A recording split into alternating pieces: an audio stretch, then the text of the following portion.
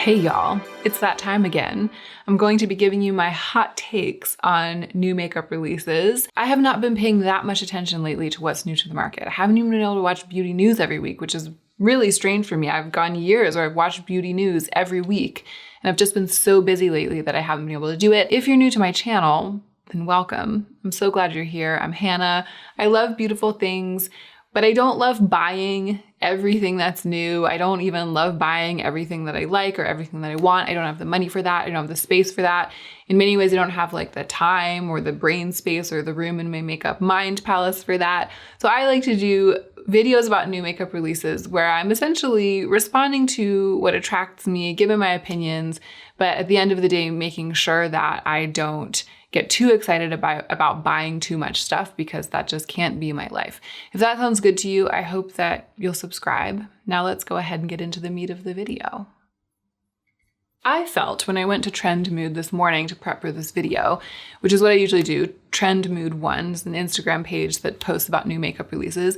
Usually go there and I look through and I just pick the ones that I feel like I have something to say about. I pick the ones that I want to talk about, and usually it's enough, but because I've been doing hot takes, new makeup releases hot takes pretty frequently, I pulled up all the ones I want to talk about, and they're only like a handful. They're only like 5 or 6. And then I eked out some more. It's going to be a pretty robust video, but I also went to Indie Makeup Spotlight to see if there was anything there to talk about, and there was, and I'm actually going to talk about it first. 2 things of note on Indie Makeup Spotlight. I didn't realize, because I'm totally behind the times, that Sydney Grace and Temptalia have done a collab. The palettes are absolutely beautiful. Beautiful. They're so beautiful. It's funny, I was like going through Trend Mood and looking at the mainstream releases, and when I went over to Indie Makeup Spotlight and I pulled up this slide of the 3 palettes that Christine from Temptalia created for Sydney Grace or with Sydney Grace, I was like, this is the most beautiful thing that I've seen today. Like it's the best, most alluring thing that I've seen from any brand. I'm especially intrigued by the top 2 because they're not rainbow palettes. The one on the bottom has the whole rainbow, red, orange, yellow, green, blue, purple. It's a little bit of a grungy, deep, very compelling rainbow. I mean, if I were going to buy a rainbow palette, this would probably be it because it's beautiful. But I'm not that into a rainbow palette. I like it when there's some sort of commentary on color, some sort of selectiveness about which of the main colors are going to speak to each other in a palette. But I do feel like the top palette and the middle palette both do that very, very well. These are palettes that I can dupe the vibes of, meaning that if I decided I really wanted one, I could probably look at it and think about why I want it in really concrete, practical terms, like think about the looks that I would create with it, and then create those same looks using the eyeshadows that I already own. So neither one of these is making me think, gosh, I really should consider buying this because I think I would be able to do something that I can't do with my own makeup, and I would be inspired in a way that I'm not inspired by my own makeup. It's not compelling me to that degree, but I just am very impressed and really excited that this happened, to see something really beautiful and well put together, something that has that cleanliness, that really sings in terms of the color combination. I always love it when I'm doing these videos and I see something that just makes me feel good as an artist, as a lover of beauty, as a lover of color, and as someone who appreciates people who contribute positively to our community. And I feel like Christine from Temptalia is one of those people. So this is a really exciting one with which to kick off the video. I am also intrigued to see that Lethal Cosmetics has come out with a little 6-pan. I've never tried Lethal. I've always wanted to. I love the build your own palette function that they have on their website. It's so well designed. It's the best interface I've ever seen on a website for building one's own palette. Like you can move everything around. It seems like it's a really realistic representation of the way that the palette's going to look. It's really satisfying. I've built a number of palettes on that site and I've just never bought any of them. I'm kind of tempted though to, at some point down the line, do a self-sponsored review of Lethal using this build your own 6-pan, which is, it's for a self-sponsored review, for someone who already has a lot of eyeshadow, this is much more my speed. It's much more doable. It feels like a much more realistic commitment. If you've tried Lethal, what has your experience been with the eyeshadows? Or if you haven't, is it something that you would leap to see me review? I'm very curious about this. I feel like it was a smart thing for them to do because after having developed such a good reputation for their formula and released palette after palette after palette and gotten a lot of people like me interested, after all of that, they've dropped this 6-pan shape, and it's like I think probably gonna push a number of people over the line from like not wanting to take the plunge into being willing to take the plunge. So those were the 2 indie releases that I saw in Indie Makeup Spotlight that really made me sit up and take notice. I was like, I have hot takes about these. Now we're moving into the mainstream releases, and the first one is from Drunk Elephant, which is a brand that I haven't talked about or thought about in a long time, because before my no-buy year, which was 2018, I was big into spending a ton of money on skincare, and I was a real devotee of these like industry giant high-end skincare brands in Sephora. So like Drunk Elephant. What else did I use a ton of? Sunday Riley. It was mostly like Drunk Elephant and Sunday Riley. But then I was also using things like Korres. I was using an Algenist cleanser. I was deep into the skincare section of Sephora. I hadn't really thought through how much it was all adding up to. I hadn't really thought through the fact that you can get similar ingredients from other places. When I did my no-buy year and I bought nothing except for key necessary items that were replacements for skincare, my vision cleared and I started to see how much I was spending and how unrealistic it was and how little sense it made. And I overhauled my entire skincare routine and I kicked everything out. Everything from Sunday Riley and everything from Drunk Elephant, kicked them out of my skincare routine at the end of 2018. And that was years ago, right? And ever since then, every time anything has come out from Drunk Elephant, I've kind of been like, there but for the grace of God go I, you know? Because it's like, I used to be a person who needed to try every new release from Drunk Elephant, and I felt like they were the only thing keeping my skin from sliding off my face. I'm glad that I learned by going through my own project that I set up for myself and by really paying attention to my finances and, you know, even to my skin. I'm glad that I learned that that was like a lie that had been sold to me, you know? But this thing that they've released appears to be makeup. It appears not to be skincare. And I feel differently about makeup, especially if it's something that you're not going to use up and repurchase. The trap of this like luxurious, expensive skincare is that you spend $60 on some sort of cleansing balm or serum or something. And then if you use it enough for it to have an effect on your skin, you're buying it again like in a month. And that adds up to hundreds, if not thousands of dollars a year just to like keep a serum on your face or like to keep your skin clean, and just no reason to spend that much. Anyway, I'm getting like way off topic.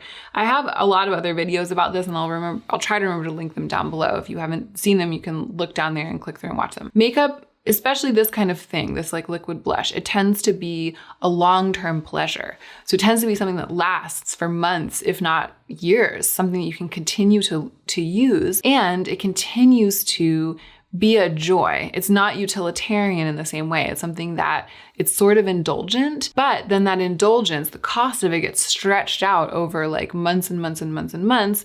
And if you use it a lot, if you end up enjoying it, then the cost per use, the cost per wear, the cost per day, the cost per month, and then the cost per year, it ends up being pretty low, even for expensive blushes like this $36 one from Drunk Elephant. Of course, the logic of that goes out the window if you're buying like blushes upon blushes upon blushes. If you buy a new blush every week, then you have too many to get that pleasure out of and to get that much use out of, and so then that logic collapses. But if you have a relatively edited collection, it just makes much more sense to me to invest in a blush like this from a brand like Drunk Elephant and use it over the course of many, many months than it does to buy skincare from Drunk Elephant and use it up within a month or two and then have to buy it again. Like then you're spending thousands of dollars, whereas with this, you're just spending $36. I have got to move on. This is not a hot take. This is like a TED Talk. This blush looks really pretty to me. And in spite of myself, the Drunk Elephant brand, it's still like when I saw this, I was like, maybe I could have some of that Drunk Elephant magic back if they're doing makeup-y things, because it's not the same issue. And maybe I should do a self-sponsored review of it, or maybe I should buy it for myself or at least swatch it in store. I just think it looks really pretty. The kind of orangey, pinky, If it buffs out to a gold reflect, it won't be for me. I don't really like that super intense gold reflect. It just looks really pretty. Okay, it's the kind of thing I like. It's the color that I like. I have all this history with the brand. I clearly have complex feelings about it that needed to be explicated. In the picture though, it looks like they just squeezed out a drop from it, and yet the mouth of the thing is completely clean. That looks very fakey. But what do you think? Like, what are we feeling as a community about the Drunk Elephant o-bloos rosy drops? Here is one of the, I like to acknowledge things in these hot takes videos where I'm like, touche, pussycat, touche. Like, you've done it. You did a really good job. I think you made good choices as a brand. I really like what you're doing here. I'm not picking up what you're putting down because I'm not going to buy new makeup this week or maybe not even this month, but I can understand why one might pick up what you're putting down. You did a good job. That's how I felt about the Temptalia thing. That was why I talked about that in the way that I did at the beginning. And I feel that same way about this Colourpop release. I don't often feel that way about Colourpop.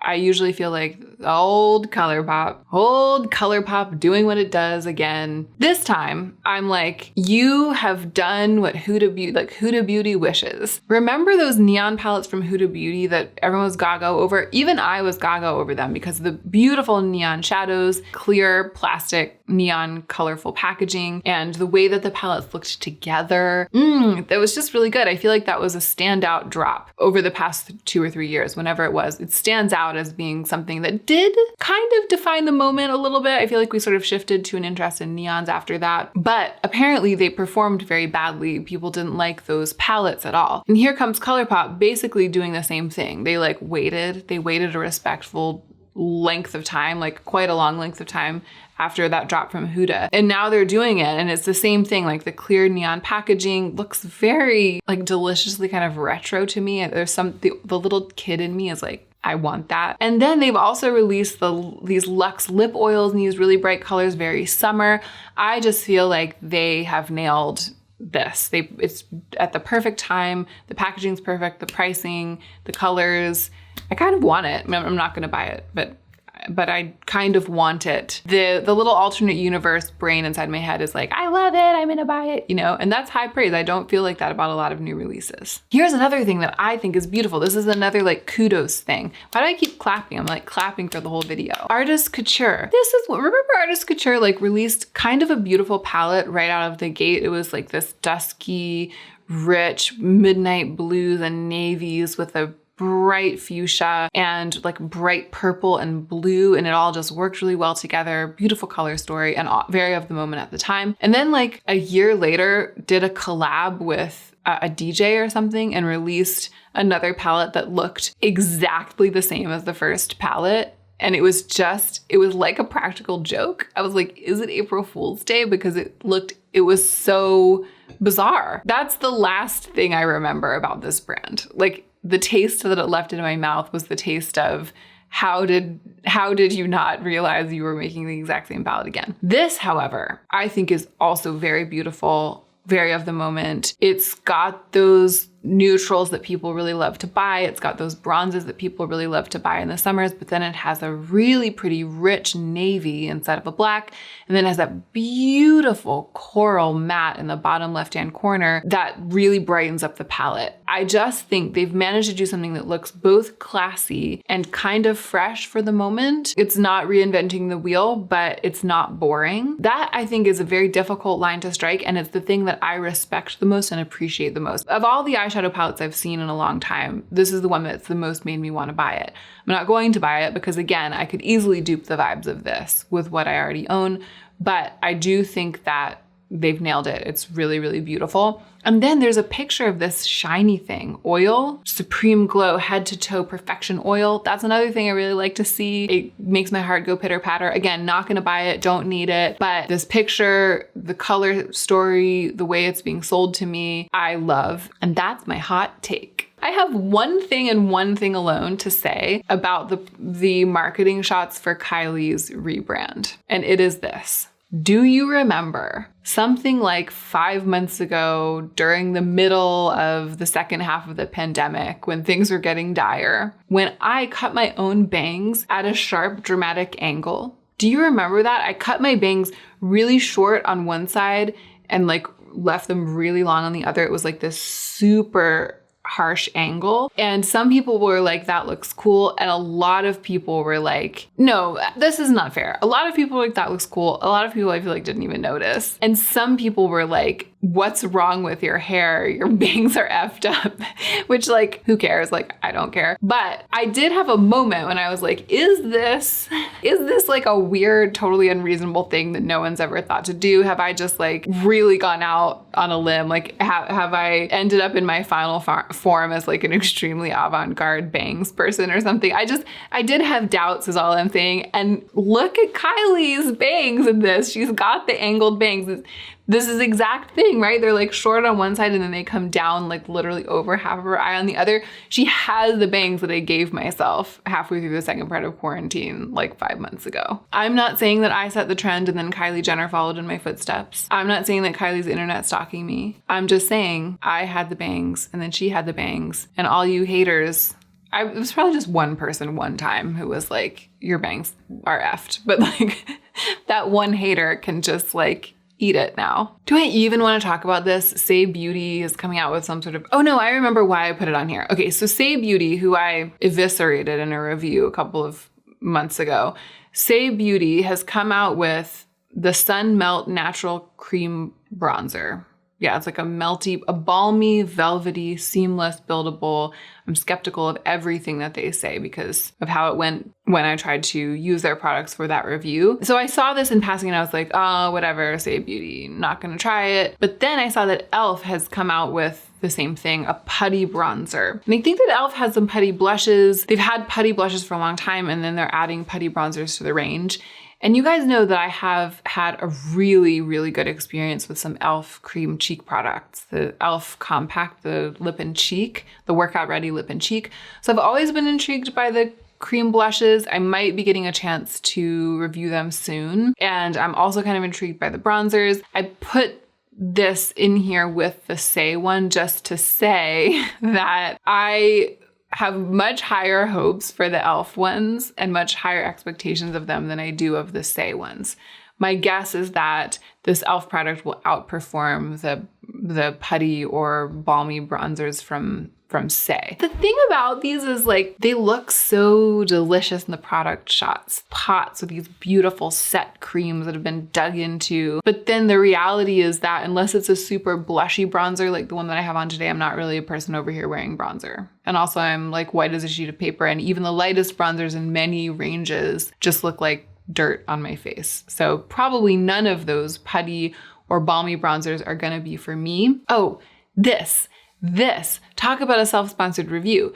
Maybelline New York, something new is coming, 4-in-1 Glow Perfector. And here's the thing that made me put it in here. It says Perfection 4-in-1. Obviously, I'm really interested in glowy base products. These days, it's kind of like the category of makeup that I'm the most interested in. I've reviewed a lot of them. So it's one of the things that's on my list. Like when an interesting brand or a brand that's of interest in any way comes out with this kind of thing, I'm like putting myself I volunteer as tribute to review it because I feel like I've amassed a store of knowledge about it. Like the Charlotte Tilbury one, the Chanel one, the Auric one, the Glossier one, the Say Beauty one. You know what I mean? I like tried a lot of this kind of thing. So Maybelline's like coming out with a thing like that, basically trying to hop on the Charlotte Tilbury Hollywood Flawless Filter train. And in the description on Trendmood, it says Prime, Conceal, Highlight. Prime, Conceal, Highlight. Isn't that interesting? They're saying that there's one product that primes, conceals, and highlights. And that is exactly what Charlotte Tilbury Filter is for.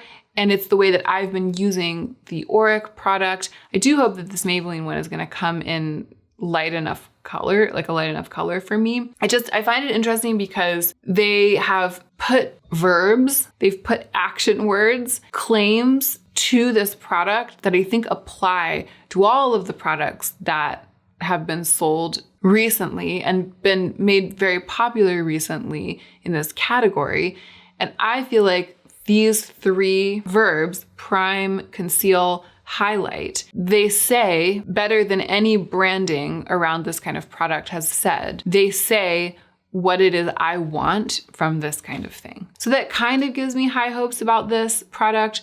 but it also just gives me language with which to talk about why I like this kind of thing. Like I like the Charlotte Tilbury Hallowed Flawless Filter and I like the Auric Glow Lust because I feel like I can use it as a primer. It provides some concealing. It does some calming down of my redness and blemishes, and it lights up my whole face. It highlights the base layer of my face. Okay, here's my hot take of the Ariana Grande perfume God is a Woman. The bottle, I think, is so ugly. I find this bottle to be just entirely hideous, and I just feel like you've got one selling point with your perfume other than the way that it smells. I guess you have two. I guess if you're Ariana Grande, you have three. The third one is that you're Ariana Grande. You have three selling points with your perfume other than the way that it smells. You've got the fact that you're Ariana Grande, you've got the name of the perfume, and then you've got the bottle. And I feel like the bottle is like your chance to get people who don't care that you're Ariana Grande, don't care what it's called, and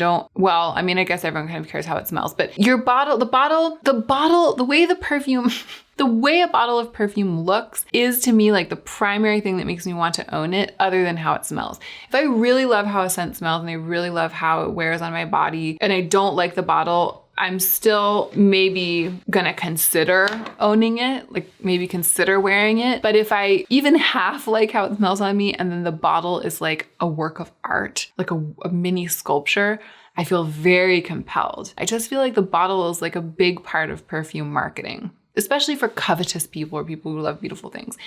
And this, it's like, it's not in isolation, the shape. Like I don't particularly love this like awkward attempt at sort of a futuristic, but also sort of mystical shape where it looks like there's something trapped, looks like something beautiful trapped in the middle. But that in of itself would be fine if the cap were more proportional to it, or if the cap were beautiful in some way or elaborate in some way.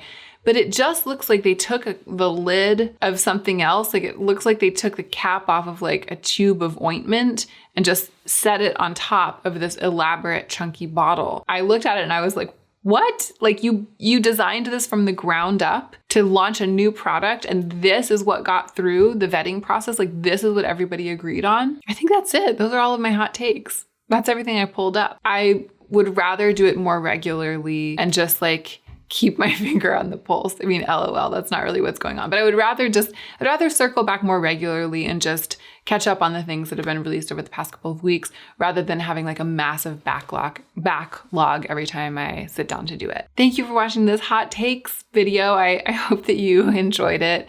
And I really hope that you're taking extra good care of yourself because that's what'll make you the most effective version of yourself as you do your work in the world.